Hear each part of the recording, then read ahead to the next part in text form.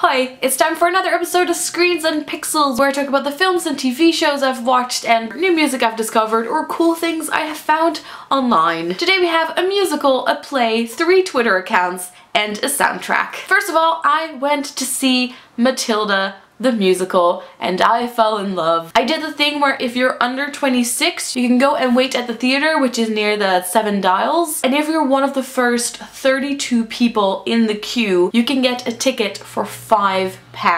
We got there at about 8 o'clock in the morning, which meant we had to wait for 2 hours, and we were about number 14, 15, and 16 in the queue. The ticket we got was up on the highest balcony, but it wasn't sort of the highest row, it was somewhere in the middle. The musical was so good. I had seen some of the trailers for it and listened to some of the songs. The little girl playing Matilda was fantastic, and so many of the kids were so wonderful to watch. It was like a slight interpretation of the story, but it was also very similar to the original book and the film. They added some bits at the end, which I wasn't a fan of, and I also thought that Miss Honey, which is very underwhelming, while I personally thought that in the film, for example, she really stood out. Then when I got home, I started listening to the songs from the musical, and now I'm just obsessed, and I wake up every morning with some of the songs stuck in my head. I think my personal favorite is Quiet, which is sung by Matilda. The musical, I think, was written and the music was composed by Tim Minchin. And I'll put a bunch of videos in the description, some of the songs from the musical and sort of Tim Minchin talking about how he wrote it and everything. I couldn't recommend this more. I really loved it. Then I was invited by Google Plus to go see the play The Railway Children, which is actually in a theatre which is really close to King's Cross that they sort of built specifically for this play. Now, I had never heard about this before. It's based on this book, The Railway Children by E. Nesbit, and apparently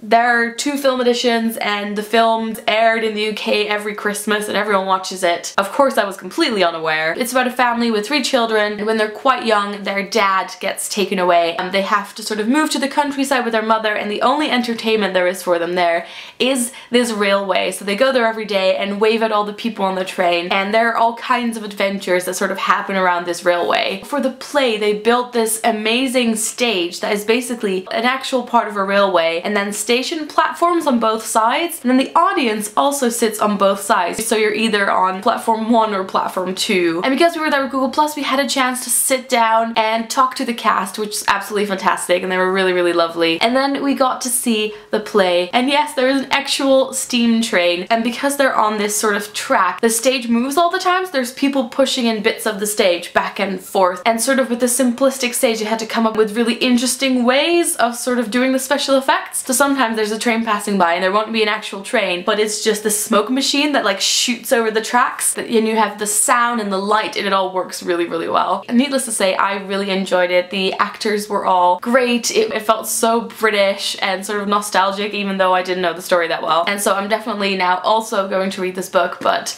I can definitely recommend you go see The Railway Children. I think it is playing until March, but I'll put more details in the description. Okay, so on to the Twitter accounts. The first one is at OEWordHord, or Old English Word Herd, and this is an account that just tweets Old English words, which if you haven't studied English you might not know this, but Old English doesn't mean Shakespearean English. When you think Old English, you have to think the time of Beowulf and Viking invasions and that sort of stuff. So this account tweets an Old English word every single day and then explains where it comes from or what it means, and I'm loving it so much. I hated Old English when I was studying it at the time, but now that I'm sort of done with it, I'm quite interested in it again. So if you're studying English or just interested in language and words, this is a really fun account to follow. Then there's this account called Ihatejoemarshall. I'm not sure why it's called that, but this person is tweeting the entirety of The Great Gatsby in 140 characters, and so he's been tweeting every day for, I don't know, the last couple of months, and I have been loving it, because also the way that he or she sort of breaks up the sentences just make it seem like little chunks